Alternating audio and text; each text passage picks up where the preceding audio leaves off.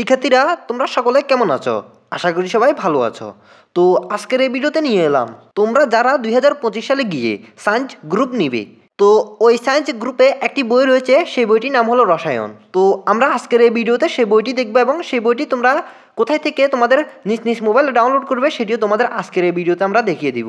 তো আজকের এই ভিডিওতে আমরা দেখাবো তোমরা সায়েন্স গ্রুপের রসায়ন বইটি কিভাবে ডাউনলোড করবে সেটি, এবং ধীরে ধীরে আমরা এই চ্যানেলটিতে তোমরা সায়েন্স গ্রুপের অন্যান্য সকল বইগুলো কিভাবে তোমাদের নিজ নিজ মোবাইলে ডাউনলোড করবে সেটা নিয়ে ভিডিও আপলোড দিব।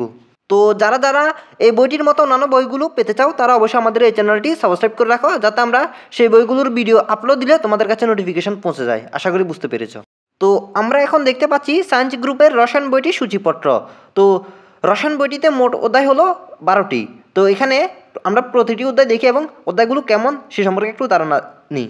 তো আমরা এখানে দেখতে পাচ্ছি বইটির প্রথম অধ্যায়ের নাম হলো রসায়নের ধারণা, তারপর দ্বিতীয় অধ্যায়ের নাম হলো পদার্থের অবস্থা, তারপর তৃতীয় অধ্যায়ের নাম হলো পদার্থের গঠন, তারপর চতুর্থ অধ্যায়ের নাম হলো পর্যায় সারণী, তারপর পঞ্চম অধ্যায়ের নাম হলো রাসায়নিক বন্ধন, তারপর ষষ্ঠ অধ্যায়ের নাম হলো মৌলের ধারণা ও রাসায়নিক গণনা, তারপর সপ্তম অধ্যায়ের নাম হলো রাসায়নিক বিক্রিয়া, তারপর অষ্টম অধ্যায়ের নাম হলো রসায়ন ও শক্তি, তারপর নবম অধ্যায়ের নাম হলো অ্যাসিড ক্ষারক সমতা, তারপর দশম অধ্যায়ের নাম হলো খনিজ সম্পদ, ধাতু অধাতু, তারপর একাদশ নাম্বার অধ্যায়ের নাম হলো খনিজ সম্পদ ও জীবাশ্ম, তারপর দ্বাদশ অর্থাৎ 12 নাম্বার অধ্যায়ের নাম হলো আমাদের জীবনের রসায়ন। তো শিক্ষার্থীরা তোমরা সকলে এখানে একটু খেয়াল করো, তোমাদের এই অধ্যায়গুলো সম্পর্কে কিছুটা ধারণা দিই। তো তোমরা এখানে দেখতে পাচ্ছ প্রথম অধ্যায় রসায়নের ধারণা। তো এই অধ্যায়টি মোটামুটি সহজ, তেমন কঠিন না। তারপর দেখতে পাচ্ছ দ্বিতীয় অধ্যায়, এই অধ্যায়টি মোটামুটি সহজ আছে। তারপর তোমরা দেখতে পাচ্ছ তৃতীয় অধ্যায় পদার্থের গঠন, এই অধ্যায়টিও মোটামুটি সহজ। তারপর চতুর্থ অধ্যায় দেখতে পাচ্ছ পর্যায় সারণী। তো এই অধ্যায়টি খুব ইম্পর্টেন্ট, অর্থাৎ এই অধ্যায়টি হলো এই রসায়ন বইটির মূল অধ্যায়। তো আশা করি তোমরা বুঝতে পারছ এই অধ্যায়টি কীরকম গুরুত্বপূর্ণ।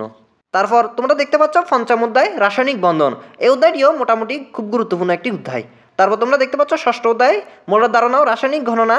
তো এই অধ্যায়টি তেমন কঠিন না, তবে এই অধ্যায়ে কিছু অঙ্ক রয়েছে, সেগুলো মোটামুটি সহজ, তোমরা একবার দুইবার করলে সেগুলো পারবে। তারপর তোমরা দেখতে পাচ্ছ সপ্তম অধ্যায় রাসায়নিক বিক্রিয়া। তো এই অধ্যায়টিও খুব গুরুত্বপূর্ণ একটি অধ্যায়। তো এই অধ্যায়ে বিভিন্ন বিক্রিয়া রয়েছে, এই বিক্রিয়াগুলো তোমাদের অনেকগুলো মুখস্থ করতে হবে, আবার অনেকগুলো বুঝলে হয়ে যাবে। তো এই অধ্যায়টিও খুব গুরুত্বপূর্ণ একটি অধ্যায়, তবে এই অধ্যায়টিকে একদম সহজ বলা যাবে না, তবে একদম কঠিনও বলা যাবে না, এটি মাঝামাঝি বলা যায়। তারপর দেখতে পাচ্ছ অষ্টম অধ্যায় রসায়ন ও শক্তি। তো এই অধ্যায়ে কিছু কিছু অঙ্ক রয়েছে, তবে এগুলো তোমরা যদি বুঝতে পারো তাহলে সহজ। তারপর দেখতে পাচ্ছ নবম অধ্যায় অ্যাসিড ক্ষারক সমতা। তো এই অধ্যায়টিও মোটামুটি সহজ আছে। তারপর দেখতে পাচ্ছ দশম অধ্যায় এবং একাদশ অধ্যায় খনিজ সম্পদ, ধাতু অধাতু, খনিজ সম্পদ, জীবাশ্ম। তো এই দুইটি অধ্যায় মোটামুটি রসায়ন বইয়ের সবচেয়ে কঠিন অধ্যায়, তবে এগুলো যদি তোমরা ভালোভাবে বুঝতে পারো তাহলে এগুলো তোমাদের কাছে কিছুই নয় আশা করি। তারপর দেখতে পাচ্ছ দ্বাদশ অধ্যায় আমাদের জীবনের রসায়ন। তো এই অধ্যায়টি খুব সহজ অধ্যায়, কারণ এই অধ্যায়ে আমাদের নিত্য প্রয়োজনীয় ব্যবহৃত কিছু জিনিসপত্র নিয়ে আলোচনা করা হয়। তো আশা করি বুঝতে পেরেছ। তো শিক্ষার্থীরা তোমাদের রসায়ন বইটির সব অধ্যায় সম্পর্কে ভালো একটা আশা করি ধারণা দিতে পেরেছি। তো তোমরা যারা 2025 সালে সায়েন্স গ্রুপ নিবে ভাবছ, তবে সেটা শিওর না, তো তাদের জন্য আমি এই কথাটাই বলছি, তোমরা যারা সায়েন্স গ্রুপ নিবে ভাবছ তারা অবশ্যই সায়েন্স গ্রুপ নিও। কেননা তোমরা হয়তো অনেকে সায়েন্স গ্রুপকে অনেক কঠিন মনে করো, তো আসলে সায়েন্স গ্রুপ তেমন কঠিন না। তোমরা যদি সায়েন্স গ্রুপ নাও তাহলে বুঝতে পারবে সায়েন্স গ্রুপ আসলে কঠিন নাকি সহজ। তো আমি বলবো সায়েন্স গ্রুপ তেমন কঠিন না, খুব সহজ একটা গ্রুপ। তো তোমরা সকলে অবশ্যই সায়েন্স গ্রুপ নিবে।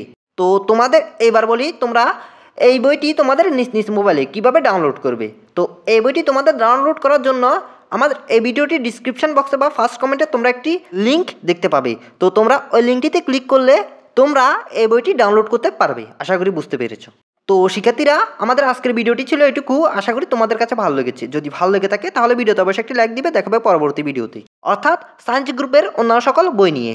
তো সবাই ভালো থেকো, আল্লাহ হাফেজ।